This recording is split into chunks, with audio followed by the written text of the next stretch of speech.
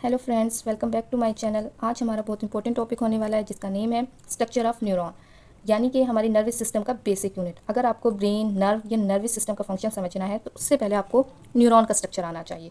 तो स्टार्ट करते हैं अपने टॉपिक को। हमारे सबसे पहले आ जाता है न्यूरॉन। न्यूरॉन हमारे पास क्या है? सेंट्रल नर्वस सिस्टम का स्पेशल सेल है जो हमारे पास सेंट्रल नर्वस सिस्टम को बनाता है। सेंट्रल नर्वस सिस्टम में हमारे पास ब्रेन और स्पाइनल कॉर्ड आ जाता है। न्यूरॉन जो है ये हमारे बॉडी की हर मूवमेंट को, थिंकिंग को, फीलिंग को कंट्रोल करता है। अगर हमारे मसल्स ने मूव करना है तो ब्रेन सिग्नल भेजेगा मसल तक, तो जो सिग्नल आ रहा है वो हमारे पास न्यूरॉन के थ्रू आता है, नर्व्स के थ्रू आता है। तो इसकी वजह से हमारे पास बॉडी में मूवमेंट होती है, तो ये हम कहते हैं न्यूरॉन। हमारी जो ब्रेन है, ब्रेन, इसमें जस्ट हमारे पास न्यूरॉन ही प्रेजेंट नहीं होता बल्कि इसके अलावा गीलियल सेल्स भी प्रेजेंट होते हैं।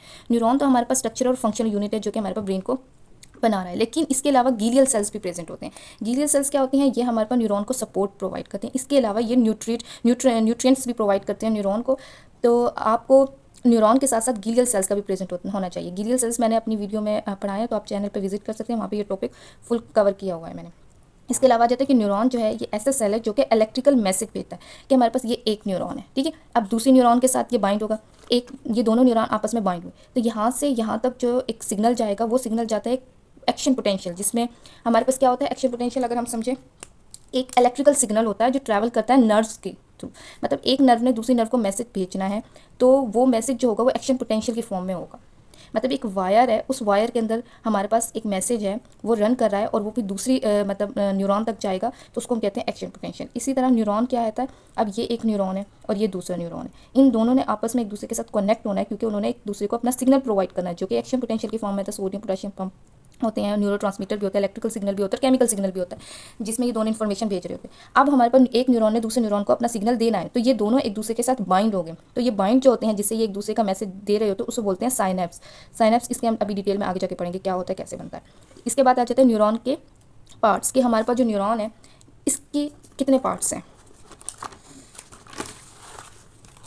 ये आ जाता है। ये मैंने स्ट्रक्चर ड्रॉ किया न्यूरॉन का, जिसमें हमारे पास मेन पार्ट जो है न्यूरॉन के, ये हमारे पास उसकी सेल बॉडी, इसके अलावा ये हमारे पास एक्सॉन, और ये हमारे पास आ जाती है एक्सॉन टर्मिनल, और ये हमारे पास आ जाते हैं डेंड्राइट्स। ये 4 बेसिक पार्ट हैं जो हर न्यूरॉन में प्रेजेंट होते हैं, एक सेल बॉडी, डेंड्राइट्स, एक्सॉन और साइनेप्टिक नोड। अब इनको वन बाय वन हम डिटेल से पढ़ते हैं क्या है।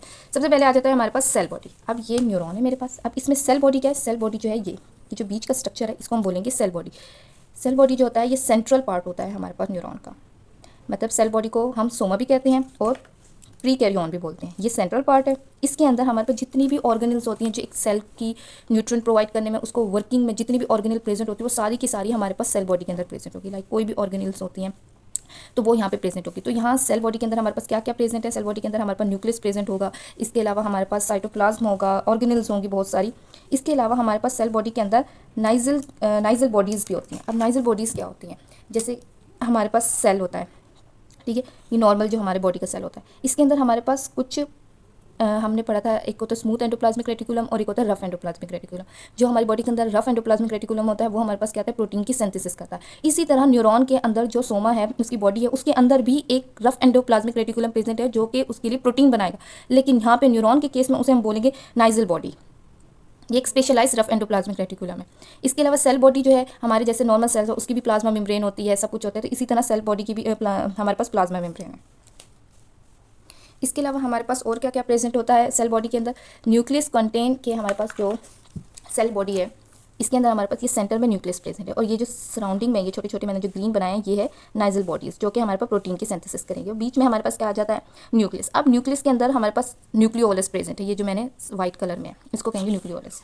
एक या एक से ज़्यादा हमारे पास न्यूक्लियोलस प्रेजेंट होता है। न्यूक्लियोलस क्या होता है? ये हमारे पास एक छोटी सी मिनी फैक्ट्री होती है जो न्यूक्लियस के अंदर होती है और इसका काम होता है राइबोसोम बनाना, ठीक है। हमारे पास जो न्यूक्लियस है उसके अंदर न्यूक्लियोलस प्रेजेंट है और न्यूक्लियोलस का काम सबको पता है, उसका काम होता है राइबोसोम को बनाना। तो हमारे पास सेल बॉडी के अंदर जो राइबोसोम बनेगा, जब राइबोसोम बनेगा तो वो प्रोटीन सिंथेसिस में हेल्प करता है, प्रोटीन को सिंथेसिस करने में यूज़ होता है, तो उसके लिए हमारे पास ये है। इसके अलावा कोई सेंट्रियोल प्रेजेंट नहीं होता, नो सेंट्रियोल। सेंट्रियोल हमारे पास क्या होता है कि किसी भी एक स्मॉल सा और सिलेंड्रिकल स्ट्रक्चर होते हैं, छोटा सा इस तरह से एक सिलेंड्रिकल स्ट्रक्चर होते हैं छोटे छोटे से, इन जो कि सब सेल्स के अंदर प्रेजेंट होते हैं, एनिमल सेल्स जितने भी होते हैं। इनका काम क्या होता है माइटोसिस और मियोसिस में, मतलब सेल को डिवाइड करने में। जैसे एक सेल है, ये आगे डिवाइड हो गया, ये 2 में कन्वर्ट, ये आगे जाके इस तरह से सेल डिवीजन में हेल्प करता है। लेकिन जो न्यूरॉन है इसके अंदर सेल डिवीजन नहीं है, क्योंकि सेंट्रियोल नहीं है, क्योंकि जब सेंट्रियोल नहीं होगा तो सेल डिवाइड कैसे होगा। तो इस वजह से क्या होता है कि न्यूरॉन जो है ये हमारे पास डिवाइड नहीं होते, ये एज इट इज़ रहते हैं, एक न्यूरॉन से दूसरा न्यूरॉन नहीं बनेगा। इसके बाद आ जाता है कि हमारे पास सेल बॉडी का फंक्शन क्या है। इसका एक फंक्शन आ जाता है कि ये मेटाबॉलिक एक्टिविटी को कंट्रोल करता है। जितने भी सेल के अंदर मेटाबॉलिक फंक्शन हो रहे हैं या जो भी एनर्जी प्रोड्यूसिंग प्रोसेस होते हैं वो सारे के सारे सेल बॉडी के अंदर हो रहे होते हैं। इसके अलावा हमारे पास सेल बॉडी जो है एनर्जी और प्रोटीन भी बनाती है। इसके अलावा हमारे पास क्या होता है कि डेंड्राइट्स जो आएंगे, मैंने बताया था कि ये डेंड्राइट है, यहाँ से इन्फॉर्मेशन जो आती है वो सेल बॉडी की तरफ जाती है। सेल बॉडी इस इन्फॉर्मेशन को रीड करता है और इस पर प्रोसेस करता है कि क्या आगे करना है। तो ये मैंने आपको बताया था कि डेंड्राइट्स से जो इन्फॉर्मेशन आएगी वो सेल बॉडी की तरफ जाएगी और सेल बॉडी इस इन्फॉर्मेशन को रीड करेगी, इंटीग्रेट करके उसके बाद इस इन्फॉर्मेशन को आगे एक्सॉन तक भेजेगा। इसके अलावा न्यूक्लियस स्टोर होता है डीएनए के। हमारे पास जो न्यूक्लियस है सेल बॉडी का, इसके अंदर हमारे पास न्यूरॉन का डीएनए प्रेजेंट होता है। फिर इसके बाद आ जाते हैं डेंड्राइट्स। डेंड्राइट्स ये जितने भी हैं टेंटिकल्स लाइक प्रोजेक्शन, इनको हम बोलते हैं डेंड्राइट्स। एक जो न्यूरॉन होती है उसके हमारे पास प्रोसेस जो होते हैं जिससे निकल रहे होते हैं वो एक एक्सॉन है और दूसरा डेंड्राइट्स। डेंड्राइट्स जो होते हैं ये क्या है, ये एक शॉर्ट ब्रांच और ट्री लाइक एक्सटेंशन है। जैसे कि ट्री है उससे बहुत सारी ब्रांचेस निकल रही होती है, बिल्कुल डेंड्राइट्स उसी की तरह होते हैं। ये एक न्यूरॉन में एक भी हो सकता है और एक भी हो सकता है और बहुत ज़्यादा भी हो सकते हैं, ठीक है। और डेंड्राइट्स जो होते हैं इनके ऊपर हमारे पास डेंड्राइटिक स्पाइंस प्रेजेंट होती है कि यहाँ पे छोटी छोटी इस तरह से स्पाइंस ही प्रेजेंट होती है। ये इनका काम क्या होता है इन डेंड्राइटिक स्पाइंस का, कि ये हमारे पास किसी और न्यूरॉन के साथ जो है या फिंगर और लाइक प्रोजेक्शन होती है, छोटी छोटी सी स्मॉल बम्प्स से होते हैं ये, जो कि हमारे पास जब ये एक न्यूरॉन दूसरी न्यूरॉन के साथ साइनेप्स करेगी तो उसमें ये हेल्प आउट करते हैं साइनेप्स करने में, ताकि ये सिग्नल जो है एक न्यूरॉन से दूसरे न्यूरॉन में आ सके। तो यहाँ पे ये प्रेजेंट होते हैं जिसको डेंड्राइटिक स्पाइन ही कहते हैं। अगर हमारे पास किसी न्यूरॉन के अंदर बहुत ज़्यादा डेंड्राइट्स हैं तो वो कनेक्शन भी उसके ज़्यादा बनेंगे। जब कनेक्शन उसके ज़्यादा बनेंगे तो वहाँ से इन्फॉर्मेशन भी बहुत ज़्यादा रिसीव होगी। तो अब हमारे पास आ जाता है फंक्शन आ जाता है। तो फंक्शन जो है, फंक्शन यही है कि इलेक्ट्रिकल और केमिकल सिग्नल जो होता है न्यूरॉन को उसको एक्सेप्ट करती है कि डेंड्राइटिक स्पाइनी जो होते हैं ये हमारे पास इन्फॉर्मेशन को लेंगे, दूसरे साइनेप्स बनाएंगे दूसरे न्यूरॉन के साथ और इस इन्फॉर्मेशन को लेके किसको देंगे, डेंड्राइट्स को। और इसके बाद डेंड्राइट से इन्फॉर्मेशन किसकी तरफ जाएगी, सेल बॉडी की तरफ। तो मेन इंपॉर्टेंट फंक्शन क्या होता है डेंड्राइट्स का, कि एक दूसरे न्यूरॉन से इन्फॉर्मेशन को कलेक्ट करना, लेना टुवर्ड्स द सेल बॉडी की तरफ लेकर आना, ये हमारे पास होता है डेंड्राइट्स का फंक्शन। इसके अलावा ये कैरी करते हैं signal towards the cell body, वही बात है। और increase surface area for receiving, जितने ज़्यादा हमारे पास डेंड्राइट्स होंगे, मैंने बताया उतनी ज़्यादा कनेक्शन बनेगी, जितने ज़्यादा कनेक्शन बनेंगे उतनी ज़्यादा इन्फॉर्मेशन जो है न्यूरॉन तक आएगी। तो ये हमारे पास डेंड्राइट्स हो गया। इसके बाद आ जाता है एक्सॉन। एक्सॉन क्या होता है, ये हमारे पास डेंड्राइट और सेल बॉडी से निकलता है एक एक्सॉन, जो कि एक ही होता है एक न्यूरॉन में, और ये हेलिकल लाइक एक लॉन्ग सा स्ट्रक्चर होता है, इसको हम एक्सॉन बोलते हैं, जो कि लॉन्ग सिलेंड्रिकल एक्सटेंशन होती है, जो किससे निकलती है, ये सेल बॉडी से निकल रही होती है।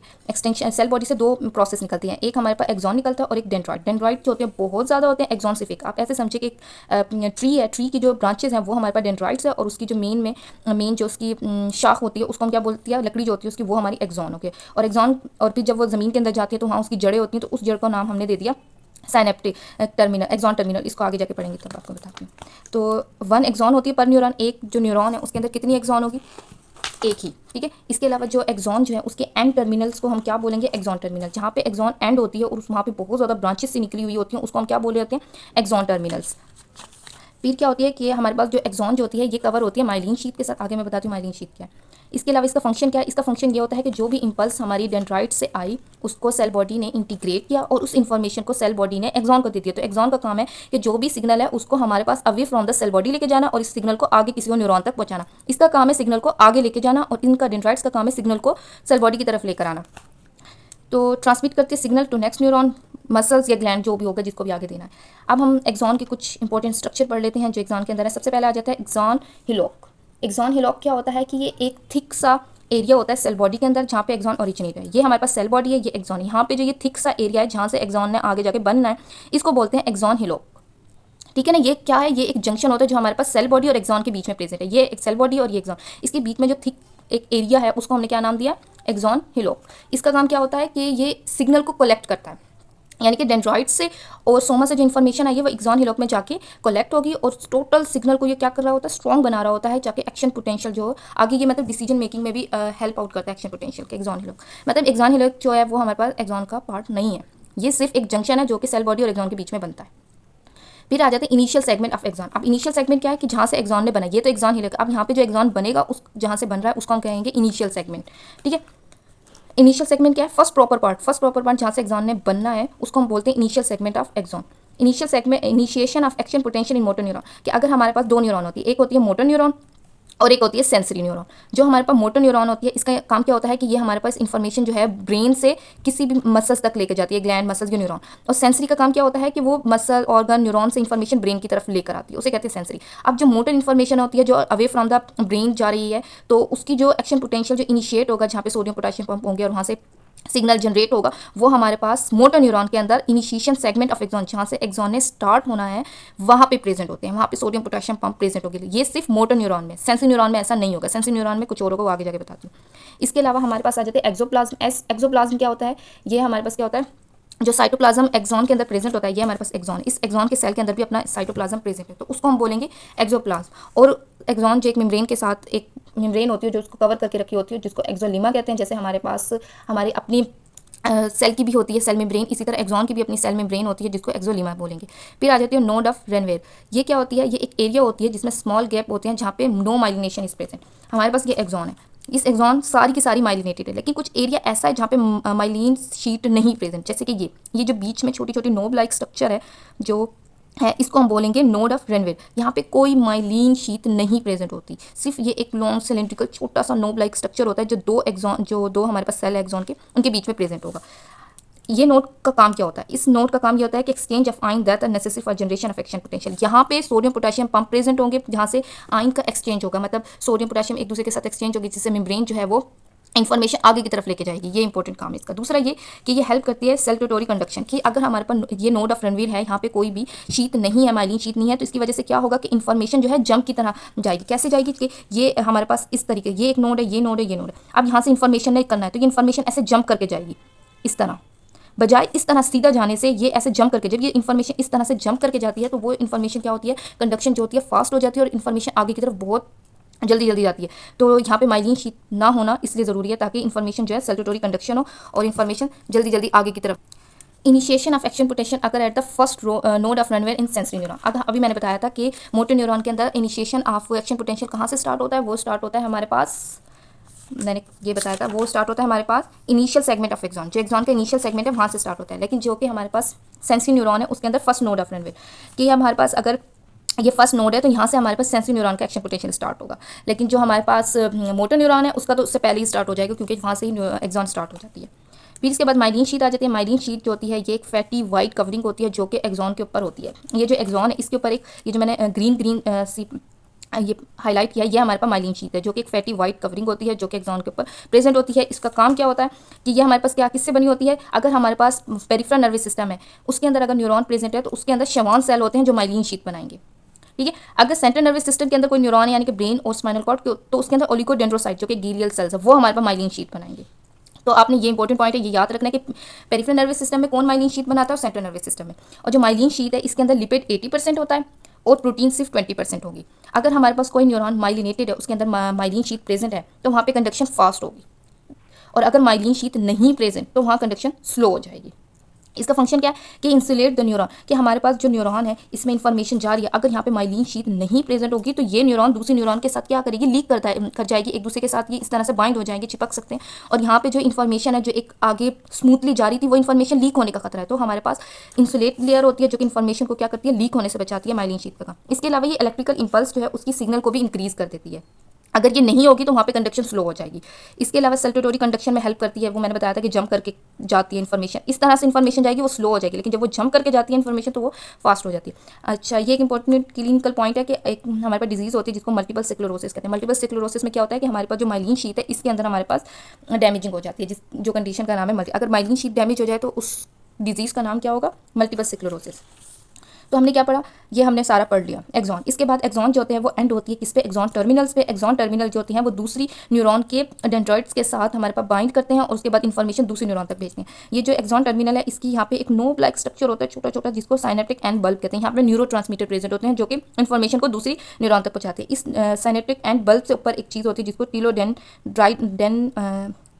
कहते हैं, ठीक है। ये तो हमारे पास मेन इंपॉर्टेंट क्या है आपको बताती हूँ कि ये मेरे पास एक न्यूरॉन है, ठीक है, ये उसका एक्सॉन है, ये एक्सॉन टर्मिनल है। अब इसने ये यहाँ से इन्फॉर्मेशन आई बॉडी तक, बॉडी से इन्फॉर्मेशन इंटीग्रेट हुई और उसको एक्सॉन को दे दी गई, एक्सॉन ने इस इन्फॉर्मेशन को एक्सॉन टर्मिनल को दिया। अब एक्सॉन टर्मिनल जो दूसरे न्यूरॉन के डेंड्राइट्स हैं उसके साथ साइनेप्स करेगा और ये इन्फॉर्मेशन उसको दे देगा और इसी तरह ये प्रोसेस जारी रहेगा, इन्फॉर्मेशन एक न्यूरॉन से दूसरे न्यूरॉन पे तीसरे न्यूरॉन तक जाएगी। तो ये था एक्सॉन, ठीक है, न्यूरॉन, ठीक है। इसके अलावा हमारे पास यहाँ पे मैंने लिखा न्यूरोलिमा। न्यूरोलिमा क्या होती है कि जो शेवान सेल है, शेवान सेल की जो आउटर कवरिंग होती है, प्रोटेक्टिव कवरिंग, उसको हम बोलते हैं न्यूरोलिमा। और न्यूरोलिमा से ऊपर हमारे पास माइलिन शीट होगी जो कि खुद शेवान सेल प्रोड्यूस करते हैं। और ये हमारे पास न्यूक्लियस है शेवान सेल का, जो ये सेल प्रेजेंट है उसका न्यूक्लियस है। तो ये हमारे पास थी स्ट्रक्चर ऑफ न्यूरॉन, जिसमें हमने क्या क्या पढ़ा, डिटेल से हमने पढ़ा न्यूरॉन क्या है, उसके कितने पार्ट्स है और हर पार्ट्स को भी हमने अलग उसको पढ़ा, उसके फंक्शंस को पढ़ा और पूरे स्ट्रक्चर को अच्छे से समझा। तो इसमें बेसिक आपने यही याद रखना है कि एक्सॉन जो है, न्यूरॉन जो है, इसके हमारे पास 4 बेसिक पार्ट है, डेंड्राइट, सोमा, एक्सॉन और एक्सॉन टर्मिनल। यहाँ से इन्फॉर्मेशन जो होगी वो साइनेप्टिक डेंड्राइट स्पाइनिया के थ्रू डेंड्राइट्स तक आएगी। डेंड्राइट ने सेल बॉडी को दी, सेल बॉडी ने एक्सॉन को दी और एक्सॉन ने एक्सॉन टर्मिनल्स को दी। तो ये बेसिक चीज़ है जो आपको याद रखनी है, जो किसी भी एक्सॉन में न्यूरॉन में मोस्ट इंपॉर्टेंट होती है। तो आज की हम वीडियो यहाँ पे एंड करते हैं। अगर आपको वीडियो पसंद आई हो तो लाइक, शेयर और कमेंट करें। अगर आपको कोई चीज़ नहीं समझ आई है तो आप मुझे कमेंट्स में बता सकते हैं और नेक्स्ट वीडियो किस टॉपिक पर तो आप ये भी मुझे सजेस्ट करते हैं। मिलते हैं नेक्स्ट वीडियो में, टेक केयर।